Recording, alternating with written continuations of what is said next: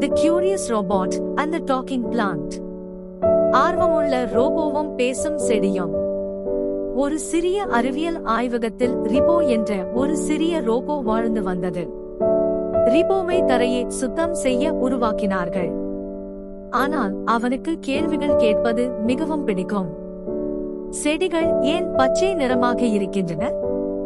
அவை ஏன் சூரிய ஒளியை கொடுக்கின்றன? பச்சை இலைக்குள் இருக்கும் ரகசியம். ஒரு காலை நேரத்தில் ரிபோ லூமி என்ற ஒரு செடியின் அருகே சென்றது. அதற்கு ஆச்சரியமாக லூமி பேச ஆரம்பித்தது. நான் என்னுடைய உணவை நான் தான் தயாரிக்கிறேன் என்று லூமி பெருமையுடன் சொன்னது. எப்படி என்று ரிபோ கேட்டது. சூரிய ஒளி தொழிற்சாலை. லூமி விளக்கமாக சொன்னது.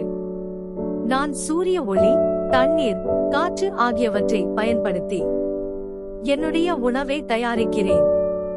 இந்த செயல்முறைக்கு ஒளிச்சேர்க்கை போட்டோசிந்தசிஸ் என்று பெயர். லூமியின் இலைகளுக்குள் குளோரோபில் என்ற சிறிய பச்சை உதவியாளர்கள் இருந்தனர். அவர்கள் சூரிய ஒளியை சோலார் பேனல்கள் போல பிடித்துக் கொண்டனர். சூரிய ஒளி, தண்ணீர், காற்று, உணவு, ஆக்சிஜன்.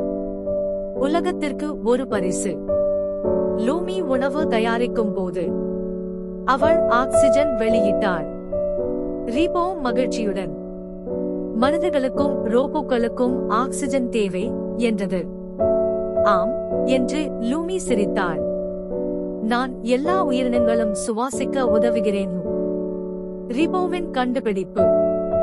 ரிபோ இதையெல்லாம் தான் நினைவக சிப்பில் பதிவு செய்தது. செடிகள்தான் முதல் விஞ்ஞானிகள் என்று ரிபோ சொன்னது. அன்றிலிருந்து அறிவியல் இயற்கையில் வாழ்கிறது என்பதை உணர்ந்த ரிபோ அவன் பார்த்த ஒவ்வொரு செடியையும் பாதுகாக்க ஆரம்பித்தான். Moral: Nature is full of science and science helps life grow. இயற்கை முழுவதும் அறிவியலால் நிரம்பியுள்ளது. அறிவியல் வாழ்க்கையை வளர்க்கிறது.